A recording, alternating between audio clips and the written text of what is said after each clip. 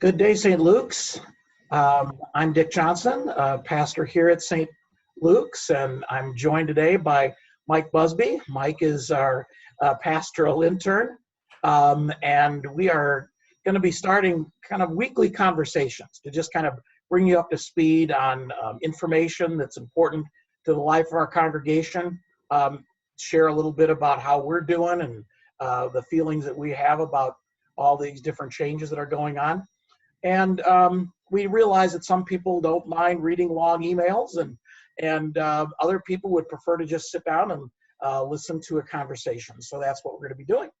So we'll be doing this once a week. I'm not sure exactly what day of the week. A lot will depend on our schedules and things like that, but we'll pin it up to the website when we're done, and as well as probably send out an email just to let you know that it's available. So Michael, how are you today? Doing pretty well. I've been working here from our house, our condo, for the last 3 weeks, and so it's been a joy to continue to be able to work, and a blessing in that regard.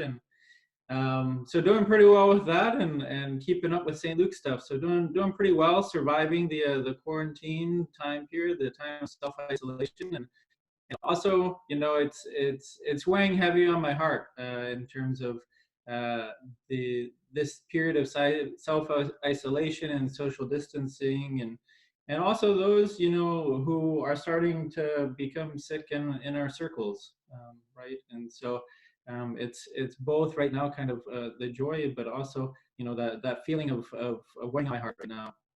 How about yourself? Yeah, it's thing that I find is that everything is moving so fast. I was talking with a pastor today, and they had kind of outlined what they were going to be doing for Holy Week and yesterday, and then reevaluated everything and changing everything today. And that's kind of what's happening, in the whole world, is that people are trying to come up with some sort of plans, and then realizing that those plans don't necessarily work with the changing environment. And we certainly are seeing that regarding all the different news that's going on within the states. So it's no different for us. So I just wanted to kind of share the important fact that our executive committee met, and they feel like we need to live within the structures of both the CDC recommendations as well as the governor's new decree that came out yesterday. So we are completely keeping our church closed through the month of April, through the 30th of April, as the decree and the CDC recommendations are. So we will not be doing any worship services on campus or any meetings of any kind. In fact, we're canceling our church council meeting and the like as well, and any meetings that were going on here. Obviously, each committee can handle and decide what they want to do based on if they want to do remote meetings and things like that, but nothing within the church. Yeah. So based on that, Mike, what does that mean for worship gatherings here at St. Luke's? Yeah, that's a great question. We, as you know, we've been able to meet over the last couple of days, the staff, and also to incorporate in our conversations with the Synod office as well, to kind of navigate what does this mean for our worship, right? And so this upcoming week, we're actually going to be practicing very solid social distancing guidelines, but we will be in the church to go ahead and record this week's Palm Sunday service. There will be minimal people there. Ann Krentz Organ, Beth Ann Lynch, who's helping us record, and also who will be participating in some way, shape, or form in the service possibly. And then yourself and myself, once again, practicing some solid social distancing when we are there to record that service this week. And then next week, we're going to plan on being in the chapel once more. We're going to be filming all of our services on the same day, actually. It takes me back to my seminary worship class where we did the 3 days all in one day. And in all honesty, it's really as you know, it's to make sure that we are staying as safe as possible and during this time and as healthy as possible. And so wanting to only limit our exposure to the church and to one another for one day next week as well. And so you will be seeing a combination of Monday, Thursday, Good Friday, and our Easter service will be filmed within or recorded within the sanctuary next week. And then actually for the Easter vigil, we're going to be doing something a little bit different. We're going to host a Zoom call where folks can join us for a time of live prayer and live storytelling as well. So really looking forward to that. We'll be sending around some more information in the upcoming week about how to access that. What does that look like? We would love for families and children and youth to participate in that as well. It is going to be more of a lighthearted, vigil, right? In the sense of it's a time to learn more about our faith, dig into those stories of our ancestors and the faith, and be expectant, right? As you know, for Easter. So we're going to be planning on doing that as well. And then back to some other forms of worship, digital worship after Easter.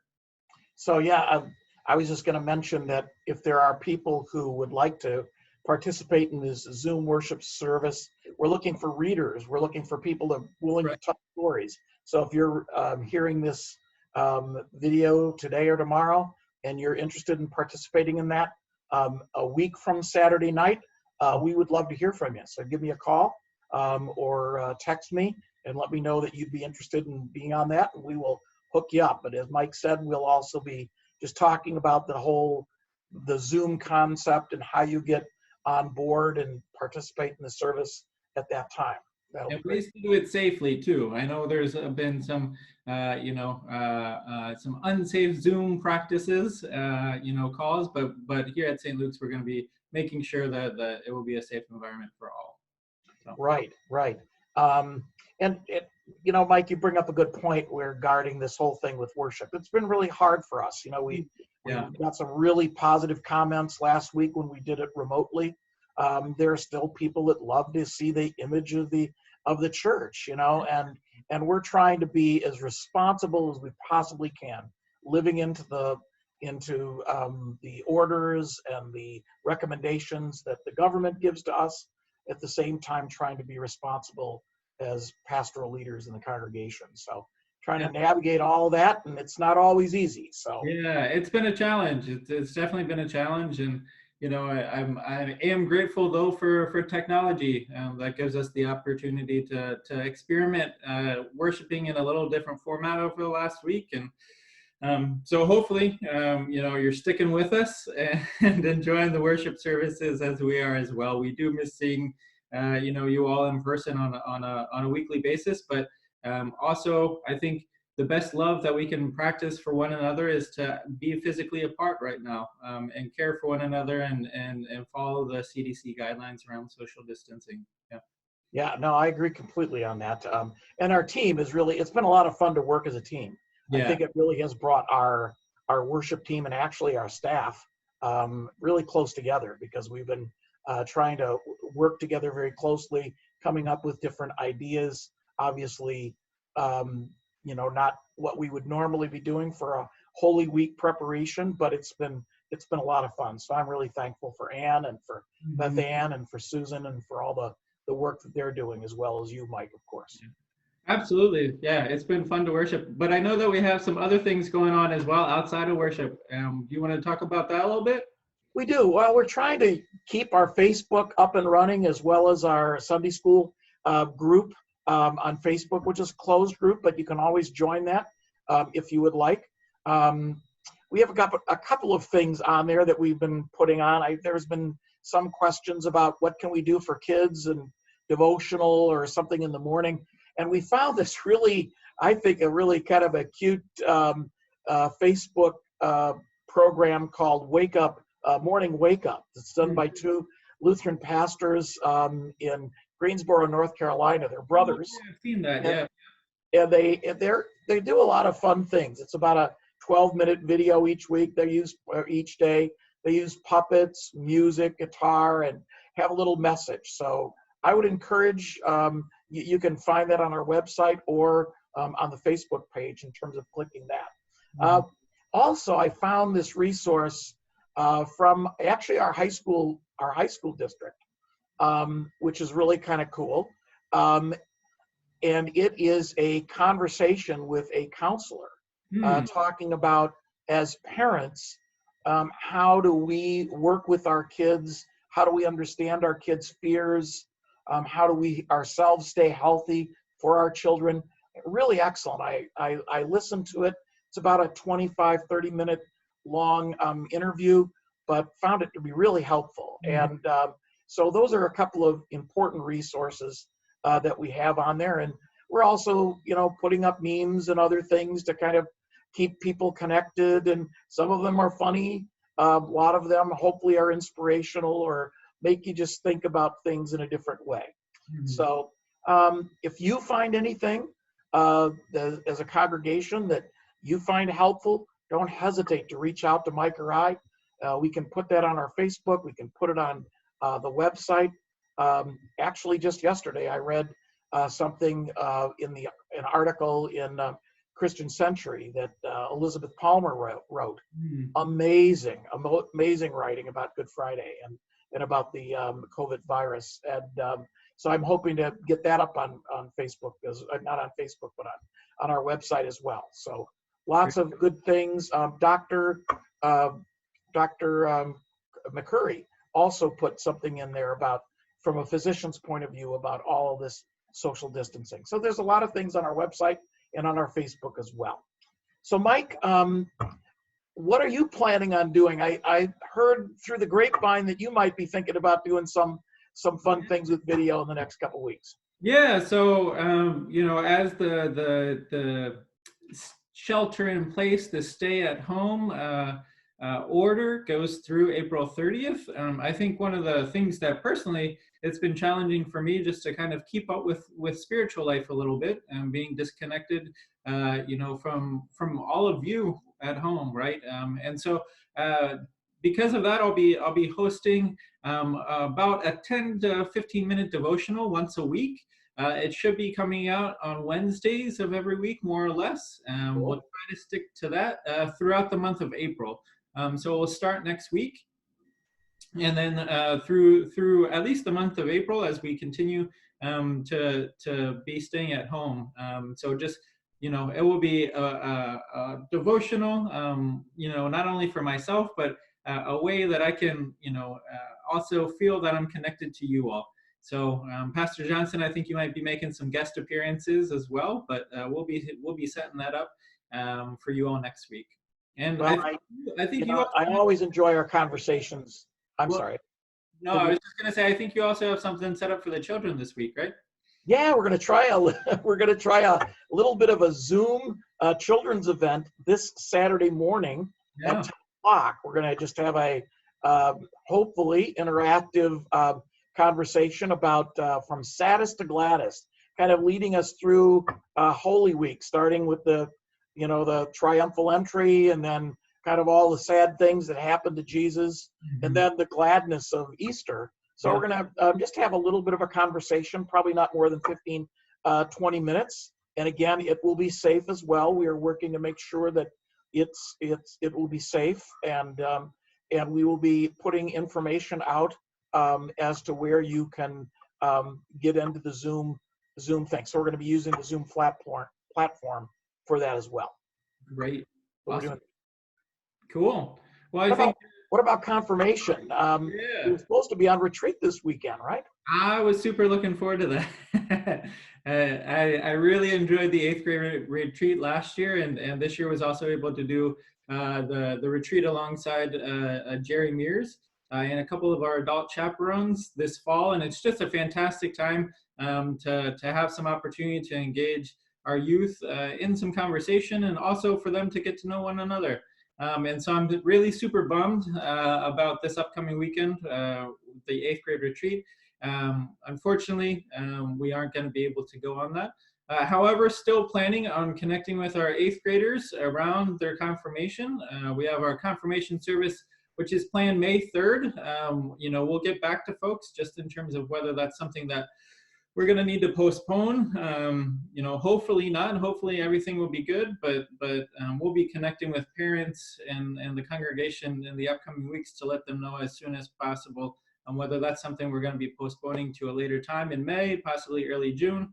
But be on the lookout for that, confirmation parents. But other than that, we're going to be setting up some times to connect with our confirmation class in the next couple of weeks. So Mr. Mears and I will be able to connect with them and continue with their class, and making sure that the 8th graders have some opportunity, or the 7th and 8th graders have some opportunities to connect with one another here before the confirmation year draws to a close. So be on the lookout for that, confirmation parents. We'll be sending around some updates around that in the upcoming week. Great, super. And then an important question really for a lot of folks these days, the church's financial situation and people's own financial situation, as some folks are questioning or their employment, whether they're able to work at home, whether they're going to be furloughed, etc. So Pastor Johnson, do you have an update on that for us? Well, yes. I mean, it's a very scary time. I mean, beyond the health issues, obviously the employment issues are huge. And, we really want to be sensitive to any of our members who are going through difficult times. And if there's ever a time when someone is needing some help or assistance that we can do, please don't hesitate to reach out to us in any way that we can, and we will try to help. But regarding our church's financial situation, we haven't finished or closed off the books yet for March. And so this all kind of started March 15th, so about half the month of March. It appears like that we're doing okay as we close off the end of the month, but that'll be more clear in the next couple of days as we actually do the financial things. People have been asking about, how should they handle their financial gifts in this interim period, and you can either mail them to the church. We are getting our mail, and we are taking the checks and depositing them. We have someone who's coming in and doing the counting. Or you can use the Vanco system, which we have on our website, where you can literally give electronically. You can give a one-time gift, or you can choose to kind of have a regular gift drawn out of your on a direct deposit situation. So either one of those will work. We are, we want to absolutely be sensitive to folks. We do want to also try to do as much as we can here to continue to support and the ministries, because I think the church is an important element in all of this when we're going through all of these uncertain times. Yeah. Just want to bring you up a little bit of speed on the call committee. They've met several times and are moving forward. We have elected call committee chairpersons, Emily Hanson and James, help me here. James Hoffer. Thank you. James Hoffer. And then also Lisa Ramsey will be doing the communications. So we've got that going on. The kitchen is just about completed. We also have some prayer folks as well on the call committee. We have we do folks who will be keeping the whole process in prayer. Wendy Van Kulen and Julie Rooney, right? Actually, Maren Rooney. Oh, Maren, that's right. Yes, Maren Rooney. Maren, our junior high school student that's on the call committee. Yeah, we're having. We're doing this live today, so I apologize if we have a little, brain freezes here once in a while. But yes, very excited, very engaging call committee. We've had some great meetings thus far. The church kitchen is just about completed. We're paying the last bills on that, and the punch list should be done. We want to thank Claire English for kind of being the GC, the general contractor, over the last month or two to get all that work done. So that's kind of cool. So even in the midst of all of our kind of seemingly being on hold, there's a lot of things that are happening as well. Mm-hmm. So do you have any ideas about how we might be able to kind of stick together and be caring for one another? Any Yeah, I think yeah, I think with some of the folks who I'm really most concerned about who are folks who might not be able to view these videos, right? Folks who might not have good access to internet, or who might not be the most tech savvy people, and these might be folks who are in our assisted living homes or assisted living spaces, folks who you might know that might not come to church as often, etc. So definitely be connecting with these folks.